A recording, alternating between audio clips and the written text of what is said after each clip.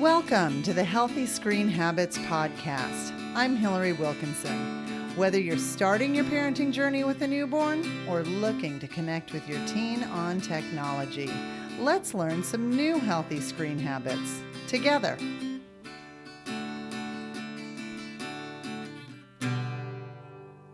Family dinners have long been stressed as being a keystone event in child development. In fact, for more than 20 years, scientific research has shown why family mealtimes are so important. Linked to everything from obesity to academic success, there can be no doubt that family mealtime is important. But honestly, the thought of pulling off a dinner together every night has so many parents spinning into the I know I should, but we've got soccer and violin and homework and nobody likes what I cook anyways zone.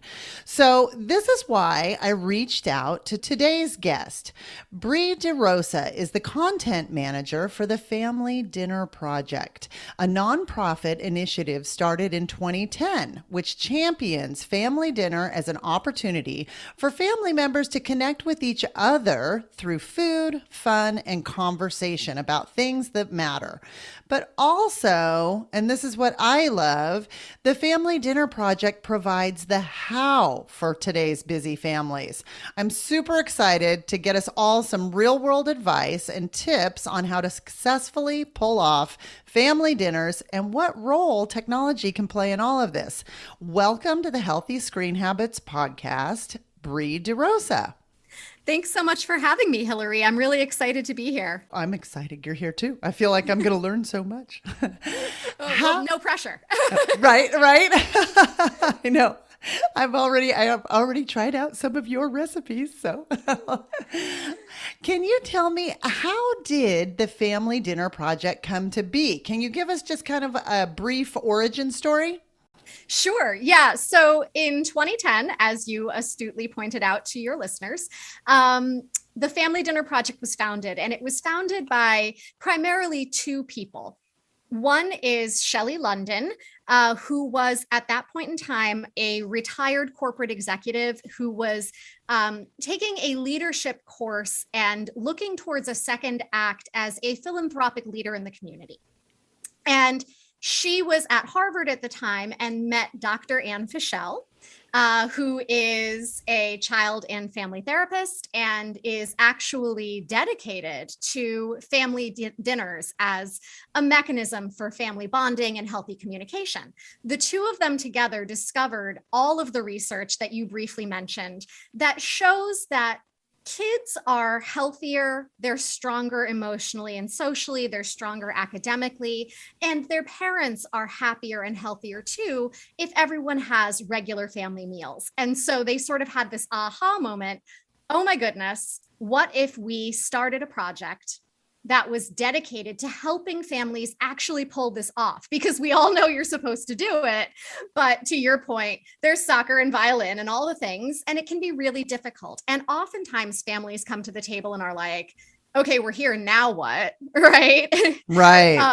And then it feels less connective and less bonding and more, okay, let's just eat and get through this. And so the Family Dinner Project was founded really to promote positive mealtimes and positive behaviors at mealtime, and to make it easier for families to gather and have food, fun, and conversation. I'm so glad these women came together and did this. It doesn't surprise me at all that we had moms being a driver, because moms rule the world, as we know.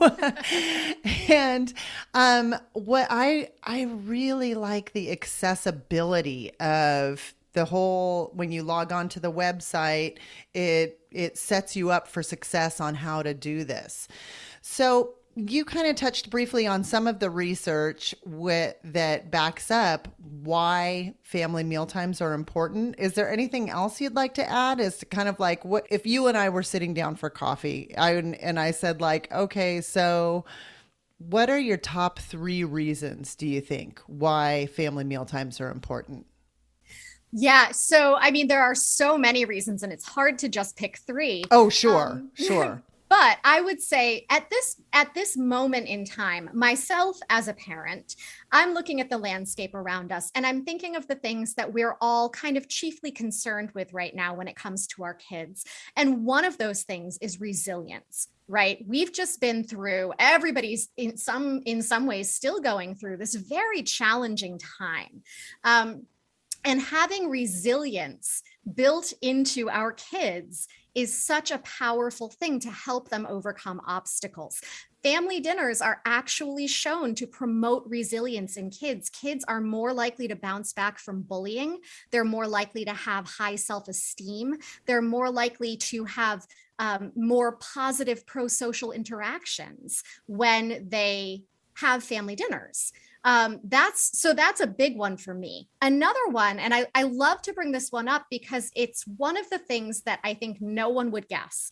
But family dinners are actually correlated, and I should say family meals. It doesn't have to be dinner. I do think that there have been I know there have been times in my family when we've had to modify, and maybe for, fall sports seasons, we've done family breakfasts instead.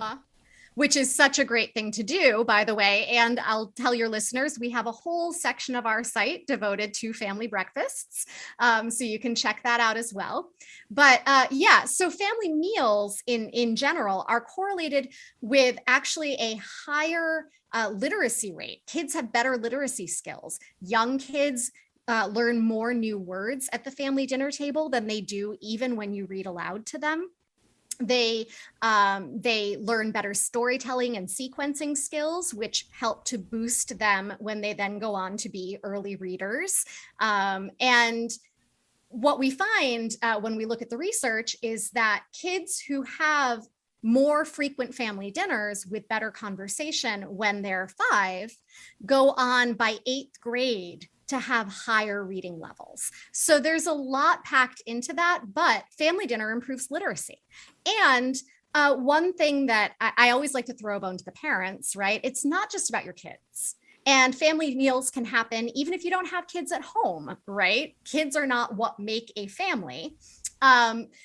Adults who have regular family meals tend to be less stressed overall. And if they are parents of young kids, they tend to actually have a higher satisfaction rate with their marriages. They're happier with the state of their relationship when they're giving space and time for those family meals, which sounds to me so crazy, right? If you think about it, because we've all had those meals with the little ones where it's like everybody's, the food is flying and somebody's crying and somebody's sock came off and you're like, I just want to go to bed. I don't want to do the dishes and get through the rest of this dinner. But it's important to do it. We know now it's important. Those meals, even the chaotic ones with the socks falling off and the people flailing and the milk spilling, they're really good for you. They're good for your relationship. It's so amazing to me how when we really start diving into things, it's that whole, just the beauty of the simplicity of basics. The basics of just sitting down as a family and having a meal, there's so much embedded in that where, we strongly tout attachment style parenting, and that's what that is. You are creating kids at a table who are feeling safe, seen, and secure, So that doesn't surprise me to hear you say that. I did not know about the literacy. It makes sense to me 100%, but right? Yeah. And by the way, I will say, we're very pro reading to your kids, right? Like you should definitely still read to your kids. Sometimes people hear me say that and they're like, so I don't have to read to my kids. I'm like, no, read to your kids and eat with them. But, to your point, actually, the great thing you said all of these things are happening at the family meal times, right? There's so much packed into a family meal. And this is something that I really want to drive home to people because we often hear from people, okay, that's all great, but can't kids get those same benefits from other interventions, right? If I read to my kids, they get vocabulary building. If I talk to my kids on the way to and from soccer practice in the car, they get the conversation and the one-on-one time.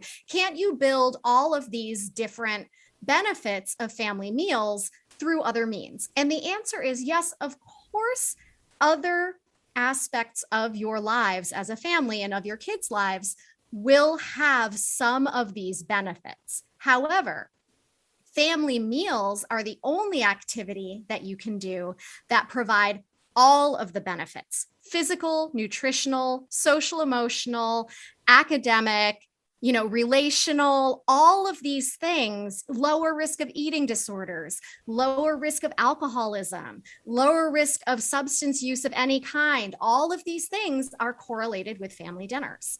And you can't get that all as a package with any one single other activity. I'm convinced. Okay. When we come back, we're going to take a dive into technology at the table. At what age should I give my child a smartphone? How much screen time should I allow each day? What are the best filters to use on my family's devices? Sound familiar? These questions and more are answered at the Healthy Screen Habits website. We've curated the best articles, books, videos, and many other resources to help you figure out how you want to use technology in your life. Click on the awareness section to learn about the issues and dangers surrounding screen use. Then click on the Tools page to download printables you can use with your family today, including the Healthy Screen Habits Family Technology Plan. Visit our website at www.healthyscreenhabits.org for the resources and tools you need to get started. Bri DeRosa is part of the Family Dinner Project team that works online and at community events to help families increase the frequency, meaning, and long-term benefits of their shared meals. Based in Boston at Mass General Psychiatry Academy, the Family Dinner Project website gives access to recipes, fun, conversation starters, and more. So, Bri, I have to ask, one of the things that we at Healthy Screen Habits recommend is maintaining tech-free spaces and places. So a common place we often refer to, keep it tech-free, as an example, is the dinner table. But you guys are the experts here. What are your tech recommendations given by the Family Dinner Project? It's such a great question. And, the first thing I'm going to say, and this is going to sound a little bit like a cop-out, you're going to be like, why am I talking to this lady? Is that, we always say to people, look, we're not the technology police. Okay. It's not up to us to tell you how much or whether you should have technology involved in your dinners. However, we believe that what you should do is make an informed decision about how much or whether to include technology at your mealtimes.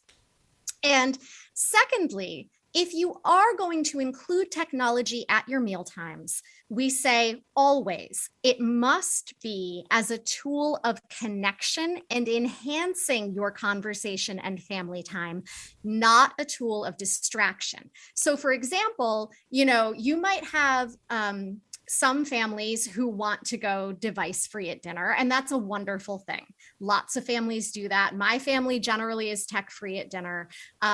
We don't feel the need to have it. A lot of families are like that. However, there are families out there with all different types of needs and setups.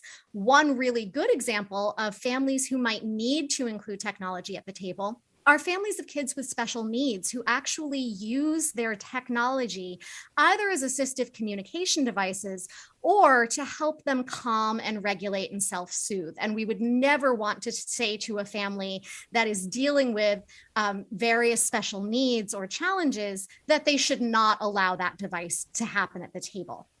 There's also, of course, we're all familiar with the teens and tweens who might be so reluctant to come to the table if the phone's not in their hand that it becomes a power struggle.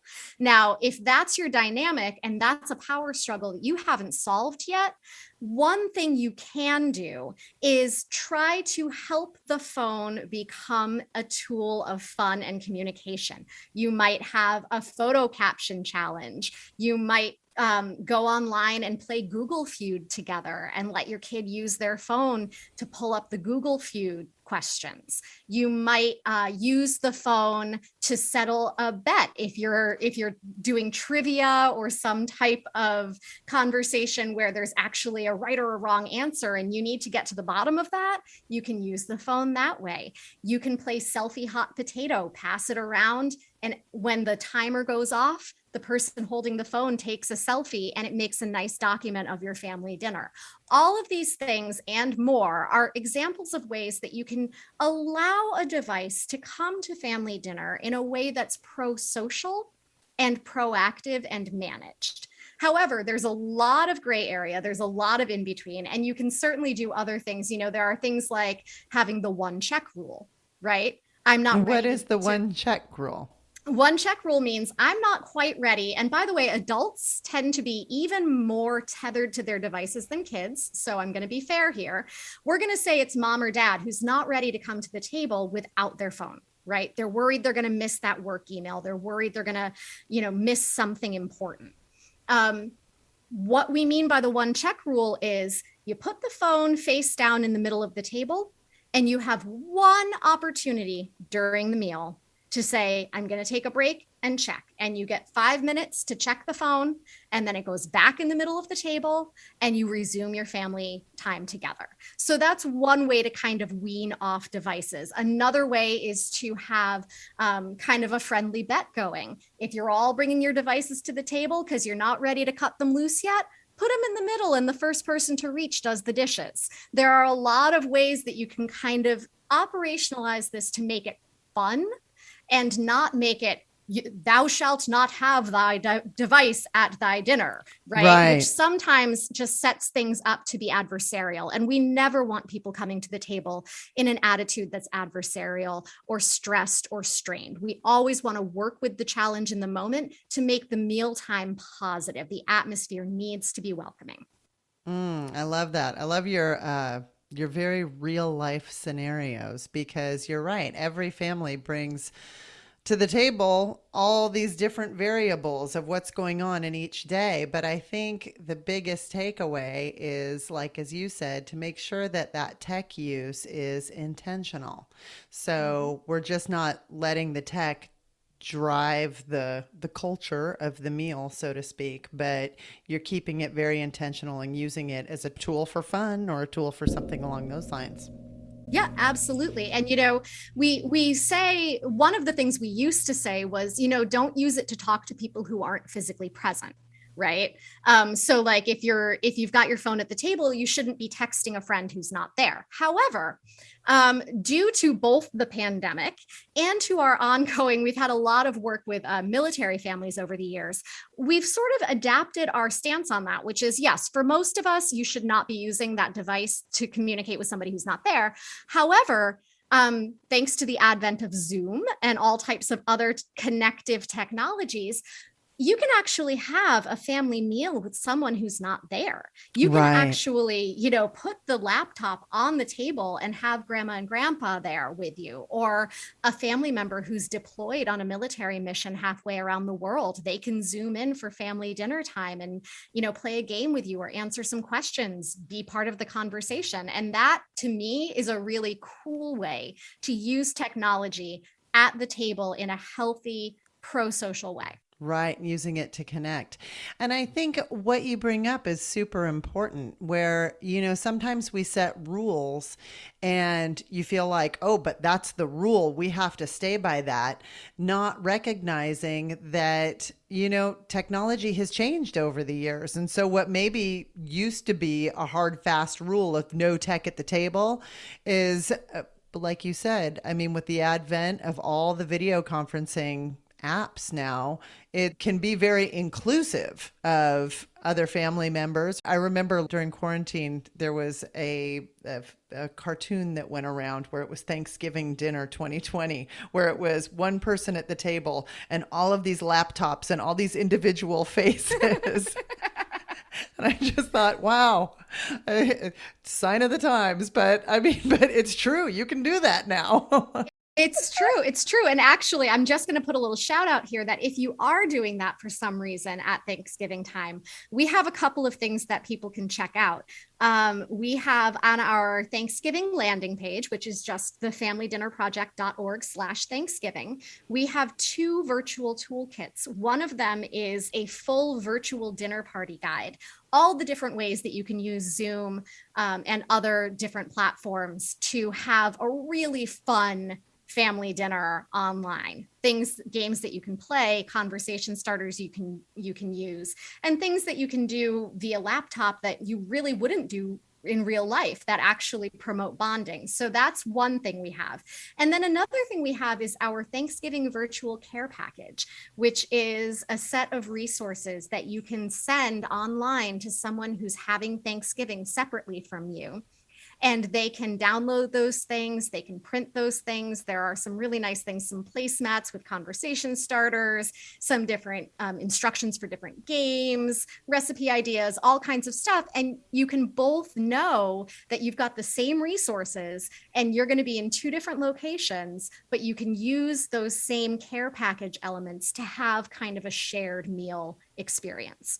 So that is so cool. I love that. I love that. Talk about like, this is where technology is just awesome, right? I mean, you can span time zones, travel, whatever, and while keeping people safe. And I just, this is where you go, it's amazing. It's amazing the world that we live in.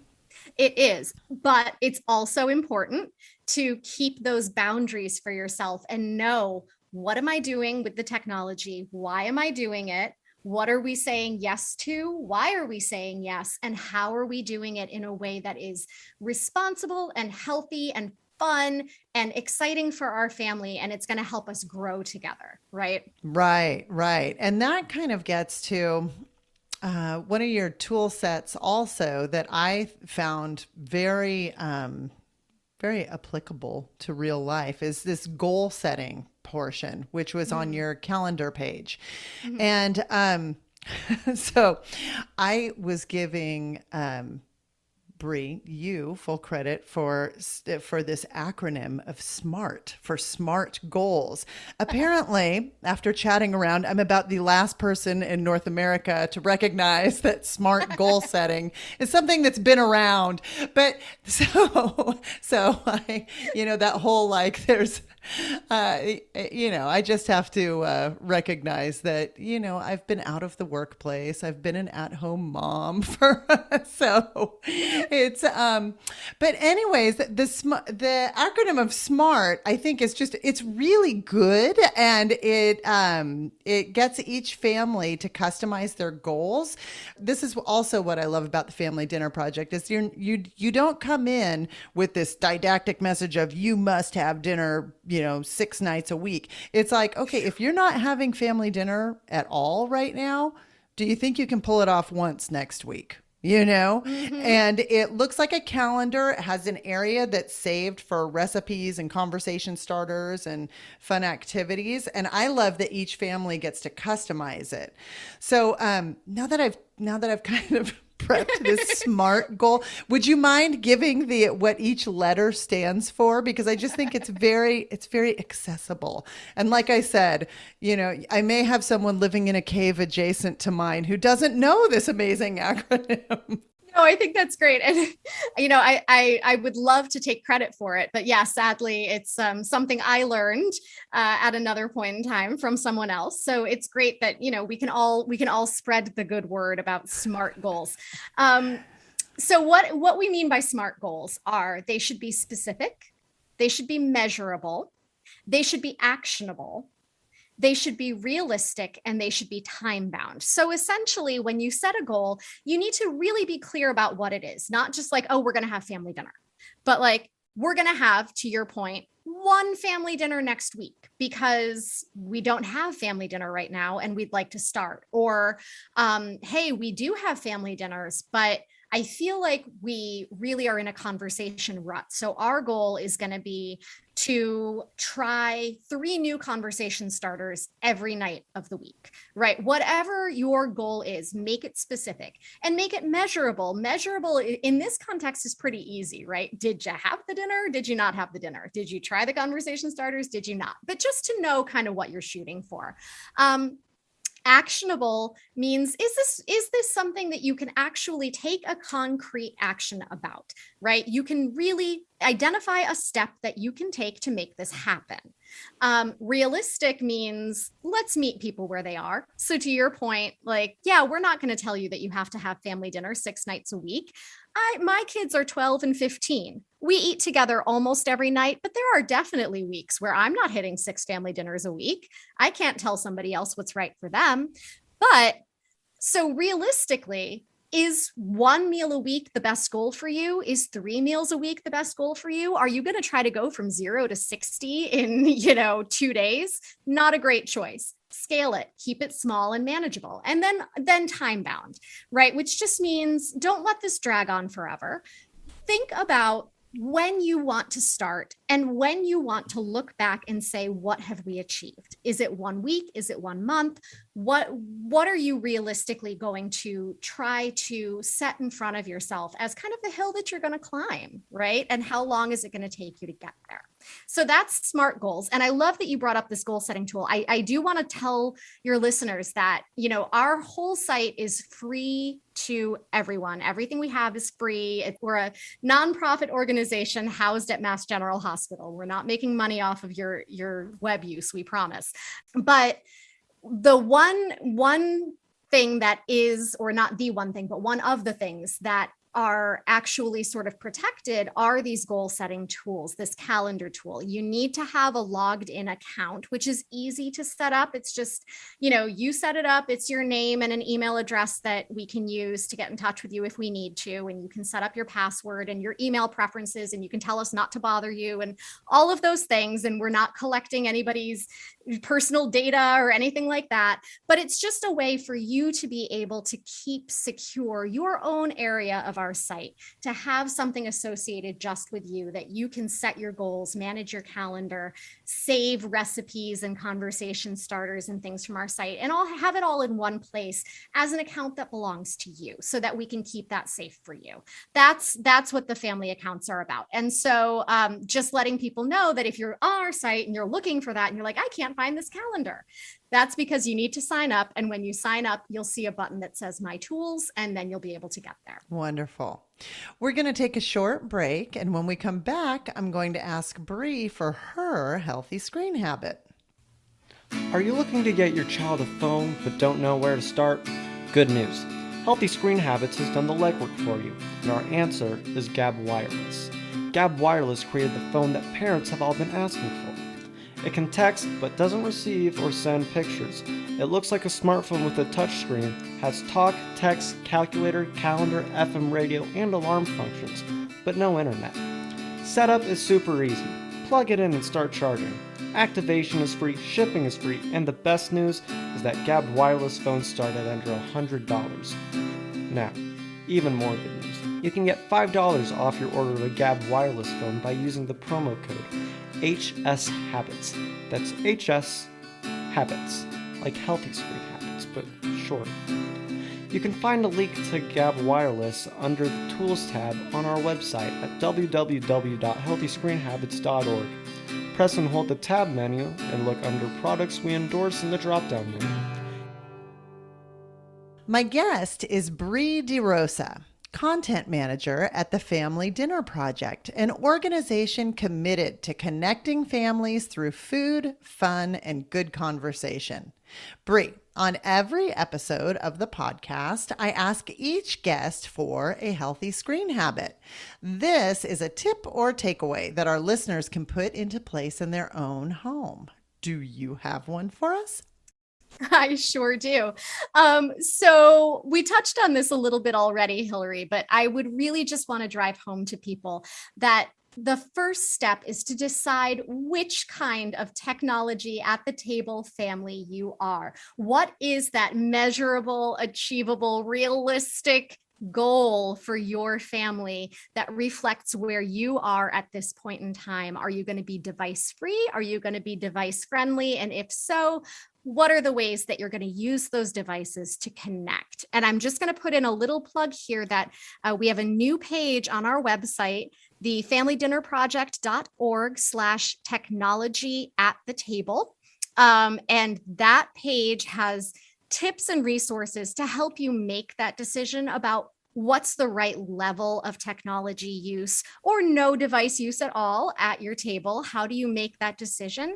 And then a lot of really neat games and activity ideas to help you use the devices to turn the mealtime into something that's positive and fun for everybody and doesn't detract from the family time that you're trying to build. Wonderful. So it was a tip and a tool. You got Indeed. a double header.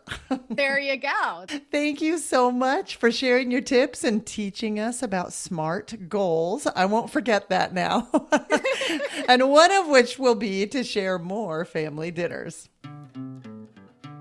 For more information, you can find us on Instagram and Facebook at Healthy Screen Habits. Make sure to visit our website, healthyscreenhabits.org, where you can subscribe to the show on Apple Podcasts or via RSS, so you'll never miss an episode. It's free, it's fun, and you get a healthy new screen habit each week.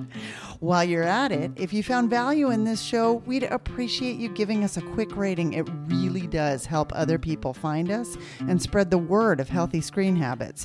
Or if you'd simply like to tell a friend, we'd love that too. I so appreciate you spending your time with me this week, and I look forward to learning more healthy habits together.